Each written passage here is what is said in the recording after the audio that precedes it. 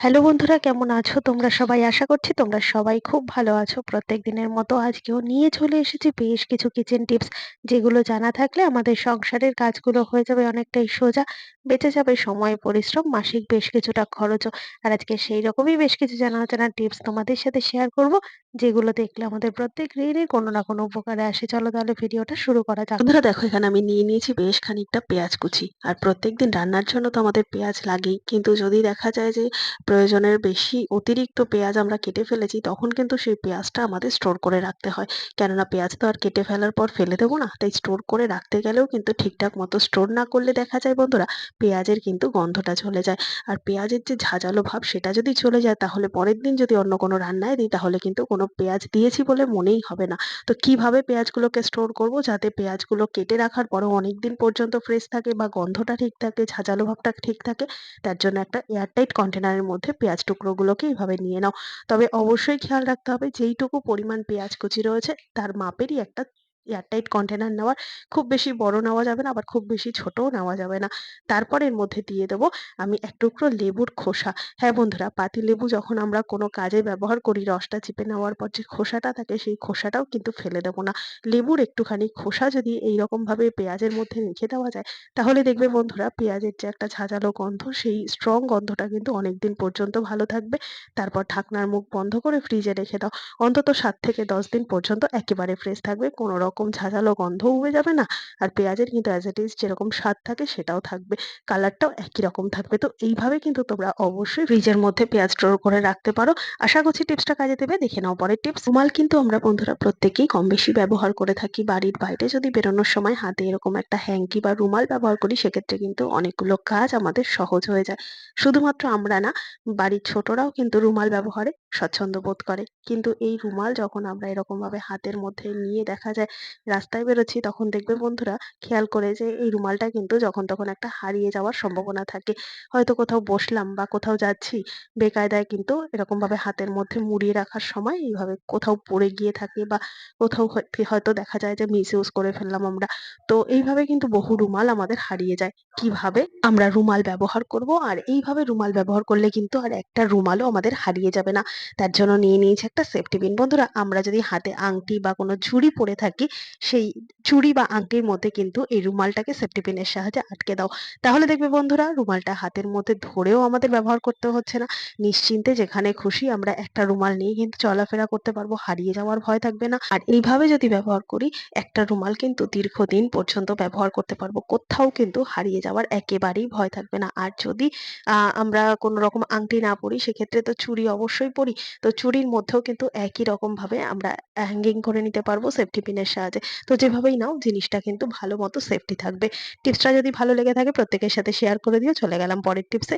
বন্ধুরা, আমরা যখন মিক্সিতে মসলা করি, তখন মিক্সির মধ্যে যখন মসলাটা পেশাই হয়, তখন দেখবে ঢাকনার মধ্যেও কিন্তু প্রচুর মসলা এইরকম ভাবে লেগে যায়। তার ফলে ছোট ছোট আদার টুকরো বা রসুনের টুকরো যদি ঢাকনার মধ্যে এইভাবে লেগে গিয়ে থাকে, দেখবে বন্ধুরা সেটা কিন্তু আর ঠিকঠাক মতো বাটা হয় না, গোটা গোটা অবস্থায় ঢাকনার মধ্যে লেগে থাকে।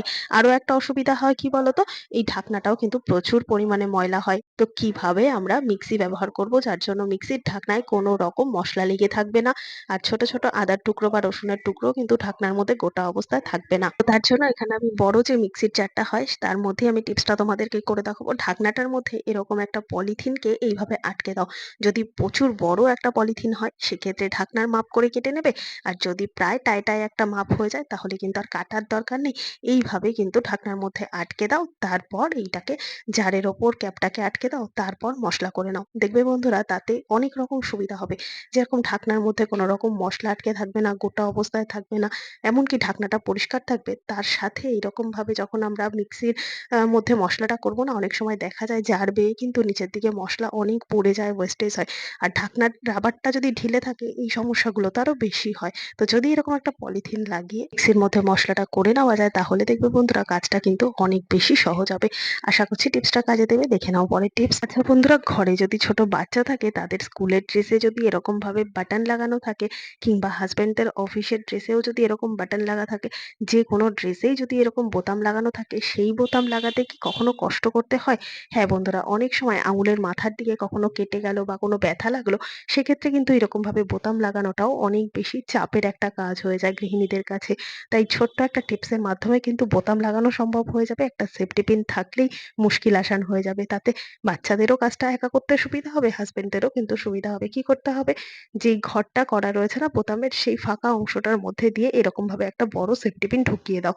তারপর উল্টো দিক থেকে এইভাবে বোতামটাকে সেফটি পিনের মধ্যে লক করে দাও। আর একদম সেফটি পিনের শেষের দিকে বোতামটাকে এরকম ভাবে নিয়ে আসো। তারপর উপরের যে ছিদ্র রয়েছে, সেই ছিদ্রের যে পার্টটা রয়েছে জামার, সেই ছিদ্রের পার্টটাকে হালকা হালকা করে বাঁ হাত দিয়ে এভাবে টান মারো। আর দেখবে অনেক সহজে কিন্তু বাটনটা লাগানো হয়ে যাচ্ছে। ভিডিওটা ভালো করে দেখলেই কিন্তু বুঝতে পারবে। প্রথমে বোতামের অপোজিট পার্টে যে ছিদ্র আছে সেখান থেকে সেফটি পিন দিয়ে বোতামটাকে ভালো করে সেফটি পিনের সাথে লক করে নাও। তারপর হালকা করে ওপরের পার্টের সাথে তুলে দাও। এইভাবে কিন্তু কাজটা যদি করে নিই, সেক্ষেত্রে দেখবে আঙুলের মাথায় কোনো কেটে যাক বা ব্যথা থাকুক না কেন, অসুবিধা হবে না। টিপসটা যদি ভালো লেগে থাকে প্রত্যেকের সাথে শেয়ার করে দিও। চলে গেলাম পরের টিপসে।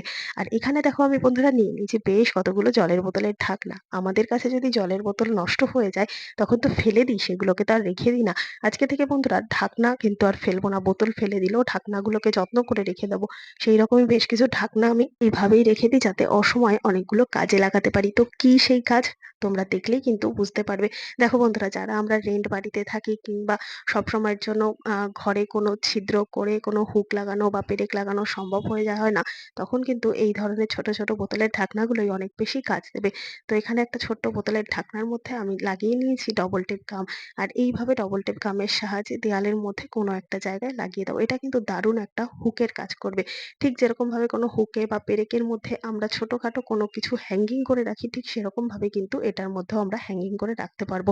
বাচ্চাদের স্কুলের আইডেন্টিটি কার্ড থেকে শুরু করে বা ছোট ছোট কোনো ব্যাগ বা চাবি যাই হোক না কেন, যদি এটার মধ্যে সুন্দর করে হ্যাঙ্গিং করে রাখা যায়, তাহলে দেখবে বন্ধুরা কোনো কিছু কিন্তু আর লোক ডেকে এনে দেয়ালে ফুটো করিয়ে তারপর কোনো হুক বা কোনো কিছু লাগানোরও প্রয়োজন পড়বে না। প্রয়োজন পড়লে এটাকে খুলে দাও, আবার প্রয়োজন পড়লে লাগিয়ে দাও। যারা রেন্ট বাড়িতে থাকি বা ফ্ল্যাট বাড়িতে থাকি, তাদের কিন্তু দারুণ একটা আইডিয়া এটা বলতে পারো। তাই ফ্রি অফ কস্টে ফেলে দেওয়া একটা জিনিসকে দিয়ে যদি এরকম ভাবে আমরা রিইউজ করতে পারি, তাহলে এর থেকে ভালো আর কোনো কিছুই হতে পারে না। টিপসটা যদি একটুও ভালো লেগে থাকে, অবশ্যই একটা লাইক করতে ভুলবে না। দেখে নাও পরের টিপস। ধরা শিলনোড়ায় তো আমরা প্রত্যেকেই মশলা বেটে থাকি, কিন্তু এই ধরনের শুকনো লঙ্কা বা কাঁচা লঙ্কা বা যে কোনো মশলা বাটার ক্ষেত্রে দেখবে বন্ধুরা, পেঁয়াজ রসুন বাটলে কিন্তু এগুলোকে যখন আমরা মশলা বেটে সাইড করি, তখন কিন্তু এগুলোকে হাত দিয়ে এভাবে কাচাতে হয়। পেঁয়াজ আদা রসুনে বেশি সমস্যা না হলেও লঙ্কা জাতীয় কোনো ঝাল কিছু বাটতে গেলে কিন্তু এইভাবে হাতের সাহায্যে এইভাবে যদি আগানো পেছানো করি মশলাটা বাটার পর, তাহলে কিন্তু হাতটা জ্বালা করতে থাকে। তো তার জন্য কি করি আমরা, আগেকার দিনে কিন্তু খোল ব্যবহার করতো। সুপারি গাছের যে খোলগুলো হয়, আর খোল দেখতে পাওয়া যায় না। তাই কি করতে হবে, জলের বোতলের মাথার দিকের অংশটাকে এইরকম ভাবে ছোট করে কেটে নাও। এটা আমার কাটা ছিল, তাই তোমাদের সাথে এটা দিয়েই শেয়ার করছি। আর এইভাবে কিন্তু আমি পার্মানেন্ট ভাবে একটা মশলা কাঁচানোর একটা অর্গানাইজার তৈরি করে নিয়েছি। বোতলের সামনের দিকের অংশটাকে কেটে এইভাবে মশলাটা কাচিয়ে নাও, সুন্দর মতো মশলা কাঁচানোও হয়ে যাবে। আর আর হাত জ্বালাও কিন্তু করবে না। তো আশা করছি এইভাবে কাজটা করলে কিন্তু অনেক বেশি সুবিধা হবে। আজকের সমস্ত টিপস যদি তোমাদের ভালো লেগে থাকে, লাইক কমেন্ট শেয়ার করে পাশে থাকবে আমার এই ভিডিওটা। তোমরা কে কোথা থেকে দেখছো কমেন্ট করে জানাতে ভুলবে না। দেখা হবে আবার অন্য কোনো ভিডিওর সঙ্গে। ধন্যবাদ।